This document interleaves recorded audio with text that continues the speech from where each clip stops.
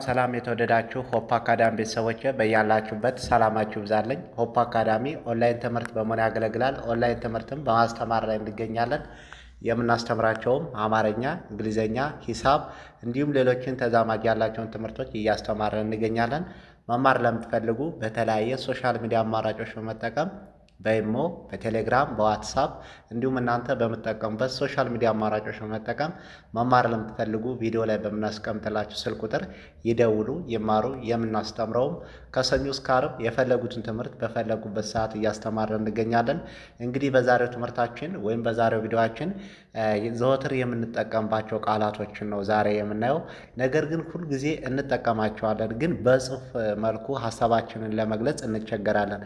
ቀለል ባለ መንገድ በጽሁፍ ወይም በቴክስት ለመግለጽ ስንፈልግ ሀሳባችን እንቸገራለን።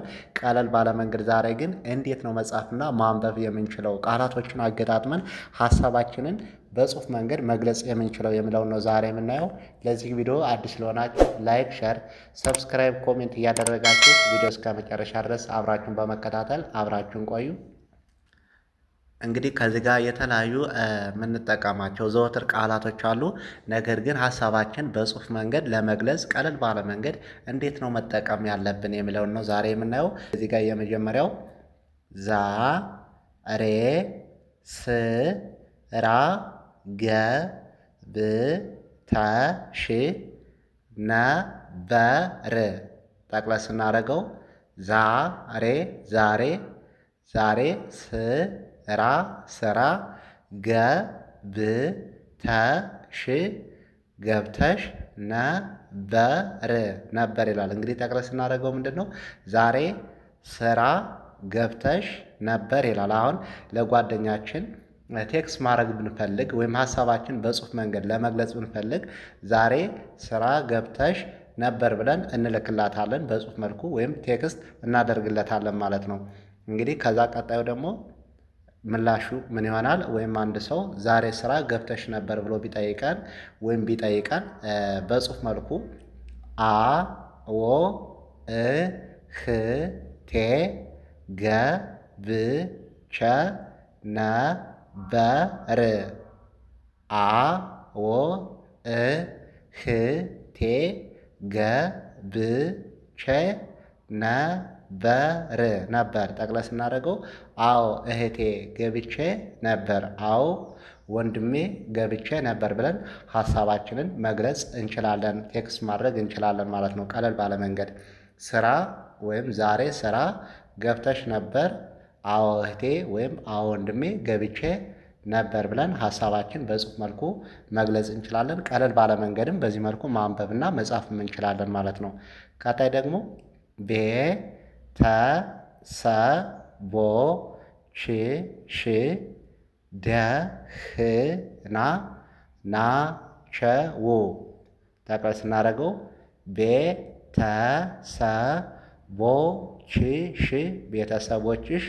ቤተሰቦችሽ ደህና ናቸው። ጠቅለል ስናደርገው ምንድን ነው ቤተሰቦችሽ ወይም ቤተሰቦችህ ደህና ናቸው ብለን ቴክስት ማድረግ እንችላለን፣ መጻፍ እንችላለን፣ በሀሳባችንንም መግለጽ እንችላለን ማለት ነው። ቀጣይ ደግሞ እዚህ ጋር አዎ ሰላም ናቸው ያንተስ። ጠቅለል ስናደርገው አዎ ሰላም ናቸው ያንተስ ወይም አዎ ሰላም ናቸው ያንቺስ ብለን ሀሳባችን በቴክስት መንገድ መጻፍና ማንበብ እንችላለን ማለት ነው። ጠቅለል ስናደርገው ቤተሰቦችሽ ደህና ናቸው ወይም ቤተሰቦችህ ደህና ናቸው ብለን ስንጠይቅ አዎ ሰላም ናቸው ያንተስ ወይም ያንቺስ ብለን እንጠያየቃለን። መጻፍ በቀላሉ መንገድ እንችላለን ማለት ነው። ቀጣይ ደግሞ መቼ ነው የምንገናኘው?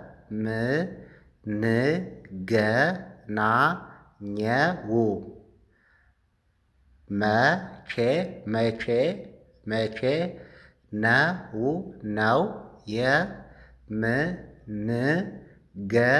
ነው የምንገናኘው? ጠቅለል ስናደርገው መቼ ነው የምንገናኘው ይላል። እንግዲህ አሁን ጓደኛችን ጋር ቴክስት ማድረግ በቀላሉ ወይም መቼ ነው መገናኘት የምንችለው? ሚል ቃል መጠቀም ከፈለግነ ቀለል ባለ መንገድ መቼ ነው የምንገናኘው ብለን ሀሳባችን በቴክስት መንገድ መጻፍና መግለጽ እንችላለን። ቀለል ባለ መንገድም በዚህ መልኩ ማንበብ መጻፍ እንችላለን ማለት ነው። ቀጣይ ደግሞ እሁድ አካባቢ እንገናኛለን።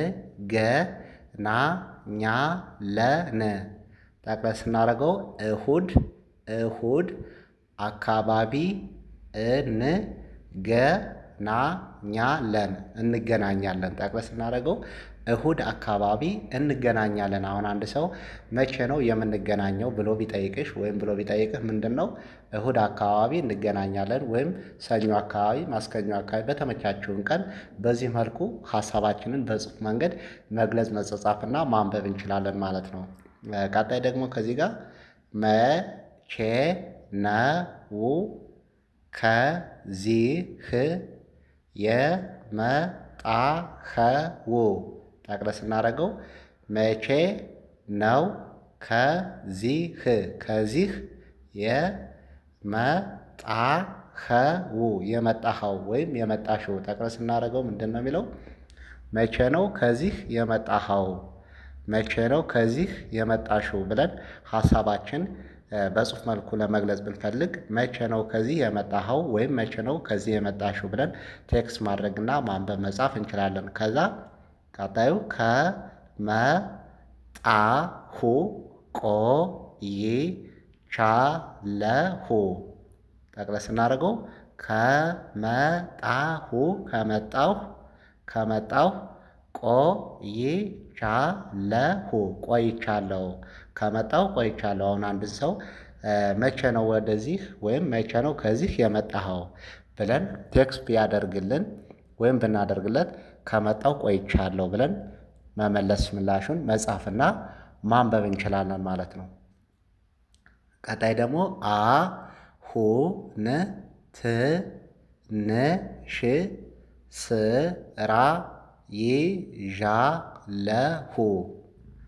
አሁን ትንሽ ስራ ይዣለሁ። ጠቅለል ስናደርገው አሁን ትንሽ ስራ ይዣለሁ። አሁን አንድ ሰው አሁን እረፍት ላይ ነሽ፣ አሁን ምን ላይ ነህ ወይም ምን እየሰራ ነው ብሎ ቴክስት ቢያደርግልን ወይም ቢጽፍልን አሁን ትንሽ ስራ ላይ ከሆነ አሁን ትንሽ ስራ ይዣለሁ ብለን ቴክስት ልናደርግለት እንችላለን ማለት ነው። ቀጣይ ደግሞ ስጨርስ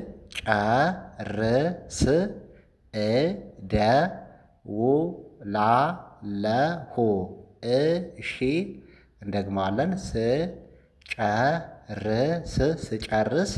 ስጨርስ እደውላለሁ። እሺ ስጨርስ እደውላለሁ እሺ ብለን ቴክስት ማድረግ መጻፍ ሀሳባችንን መግለጽ እንችላለን። አሁን ትንሽ ስራ ይዣለሁ፣ ስራ ላይ ሆነህ ነው ወይም ስራ ላይ ሆነሽ ነው ብሎ ቴክስት ቢያደርግልን አሁን ትንሽ ስራ ይዣለሁ፣ ስጨርስ እደውላለሁ እሺ ብለን ሀሳባችንን በጽሁፍ መንገድ መግለጽ ማንበብ መጻፍ እንችላለን ማለት ነው። ቀጣይ ደግሞ ትንሽ የተወሰነ ደቂቃ ጠብቀኝ። ትንሽ የተወሰነ ደቂቃ ጠብቀኝ። ጠቅለል ስናደርገው ትንሽ የተወሰነ ደቂቃ ጠብቀኝ። አሁን አንድ ሰው ስራ ላይ ሆነ ነው ወይስ ምን እየሰራህ ነው? ደውዬልሽ ወይም ደውዬልህ ስልክ አታነሳም ብሎ ቢጠይቀን በጽሁፍ መንገድ ሀሳቡን እኛ እንላለን ትንሽ የተወሰነ ደቂቃ ጠብቀኝ። ከስራ እየወጣሁ ነው። ከስራ እየወጣሁ ነው። ጠቅለል ስናደርገው ከስራ እየወጣሁ ነው። ከስራ እየወጣሁ ነው ብለን ቴክስት ማድረግ መጻፍ እንችላለን ማለት ነው። ትንሽ የተወሰነ ደቂቃ ጠብቀኝ፣ ከስራ እየወጣሁ ነው ብለን ቴክስት ማድረግ መጻፍ እንችላለን ማለት ነው። ቀለል ባለ መንገድ ሀሳባችንን ለመግለጽ ስንፈልግ በጽሁፍ መንገድ በዚህ መልኩ መጻፍና ማንበብ እንችላለን ማለት ነው። ዘወትር የምንጠቀምባቸው ቃላቶች ናቸው። በጽሁፍ መንገድ ለመግለጽ ቀለል ባለ መንገድ በዚህ መልኩ ፊደላትን አገጣጥመን ወይም ሆሄዎችን ቃላቶችን በማገጣጠም በዚህ መልኩ ሀሳባችንን መጻጻፍና መግለጽ ማንበብ እንችላለን ማለት ነው። በቀጣይ ቪዲዮአችን ውስጥ እንገናኝ። መልካም ጊዜ፣ መልካም ቆይታ